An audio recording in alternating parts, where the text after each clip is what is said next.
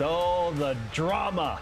I feel like we're spoiled on BYU Sports Nation when we look back over the course of a year and think about all of the wild, crazy, pressure-packed wins that BYU athletics have put together. So many, dude. There are a ton this year, which has prompted our trending topic question today.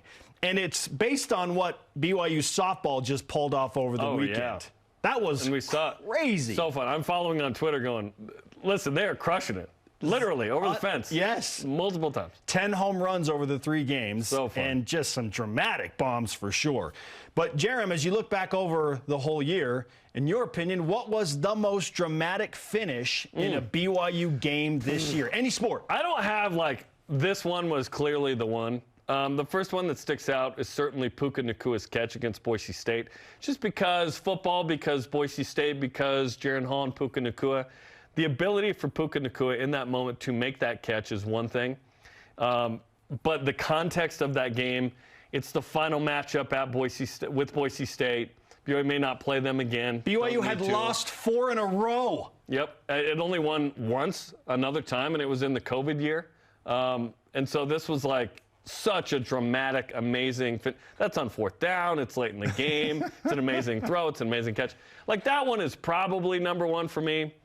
But there are others that are really close. Dallin Hall versus Creighton. Return missionary, freshman, now starter, needs to make a big play. Creighton's ranked at the time. Ryan Kalkbrenner, their 7-footer, doesn't play in this game, but BYU takes advantage. Creighton ends up going to the Elite Eight. This is a great win. BYU has this big lead. They give it up. A double-digit lead. And then late in the game, Dallin Hall, a freshman, again, is asked to do something. He gets the switch here, gets to the bucket, misses the initial shot, and then lays it in. Creighton comes down and misses a shot, and then Dallin goes to the line. That was quite the finish. And then the other one that really sticks out, I guess, if I'm going to keep going, is Olivia Wade's goal against Utah. So Olivia scores the first goal for BYU. Utah scores in the 88th minute. 87th minute late and ties it, and it's there's no stoppage time in NCAA soccer. You got to go. It's down to the zeros. Olivia Wade then, off a corner kick, gets this goal to win the game, in the 89th minute. I mean, you were gone on a road trip, so I called this one. I was like, what did we just see? Utah, no stoppage time, 89th minute. Oh, yeah. Olivia Wade with the brace. That was... Woo! That was cooking with the whale. That was good. Well done. Those 3 stick out. Yeah, and I mean, we compiled a list of at least 10 this morning. We'll see what we have time to get to. Holy cow, you brought up 3, and all 3 are incredible. Any one of those could be the answer. I feel like the most meaningful is the Puka Nakua catch from Jaron Hall against Boise State for all the reasons that you brought up. It snapped a 4-game losing streak, and we all felt like, okay, BYU kind of has to win this game to get bowl eligible. We were afraid that they may don't. Not. Then you're 4-6, and then you have to win the final 2 to get to 6-6.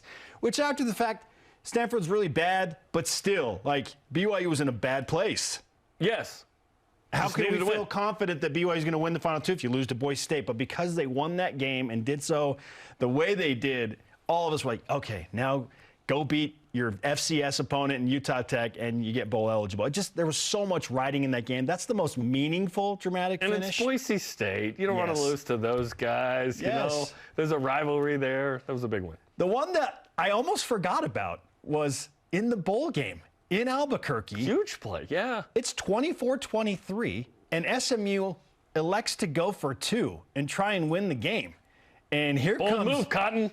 Jacob Robinson making a tackle right before the goal line to seal the win for BYU. And I just love that it was on defense. BYU's defense. Of all years, a defensive play is the play of the bowl game. I love that. Oh, Jacob Robinson, one of the smallest guys on the field, makes the biggest tackle of the game. He's probably the lightest guy on the field. You know what I'm saying? Really fun. Yes.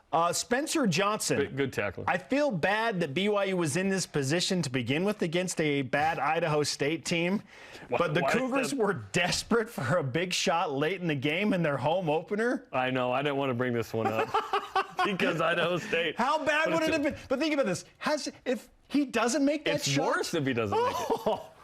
Yeah. So to survive just a terrible home loss, and fitting that's the best three-point shooter all year. Yes. That does it. I would have loved for us to talk about a game winner versus Gonzaga or St. Mary's here. Yeah. BYU was real close in that. Yeah, if we're talking about dramatic finishes, it was actually against it was actually BYU. Gonzaga and St. Mary's against BYU, probably. Not over it. Holy Not cow. over it.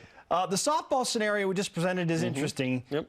We're still waiting to see what that will ultimately mean, Jarom. Yes, the context is sort of lower on that one, right? If BYU makes the NCAA tournament because they got some of these dramatic, then that becomes just in hindsight, yes. But like, if this was next week and a couple of losses from LMU, and now all of a sudden BYU goes to the NCAA tournament because of one of those, that would have put it real high. Yes. But any walk-off is awesome. We're waiting. It was so fun. Like, super incredible that you do this in the bottom of the 7, 2 outs, and your conference title hopes are on the line. You're staying alive. It's your final home games of the season. Yes. That's awesome. We're That's just great. we're waiting to see if this becomes an even grander story for BYU softball. One that happened just last week, the West Coast Conference Golf Championships. Clutch. A 90-foot putt is drained by Max Brenchley on number 14 in Bremerton, Washington. We've all been there, said no one. That kind of launches BYU into this comeback routine on the final day, and they win the team competition by 1 stroke.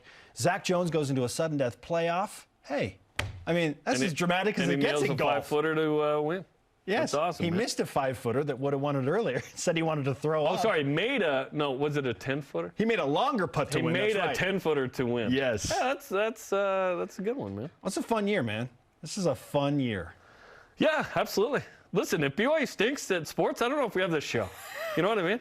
So, thanks to BYU Athletics for being good. I always love on Twitter when someone makes some comment about, like, well, BYU doesn't care about women's sports at BYU. I'm like, BYU might care the most about women's sports with, like, Stanford and Duke. You know what I mean? In Texas. BYU does a great job with athletics. I called 9 hours of softball over the weekend. I would argue heartily that we care a lot about women's sports. It's like a full shift of like a regular job. Our question of the day.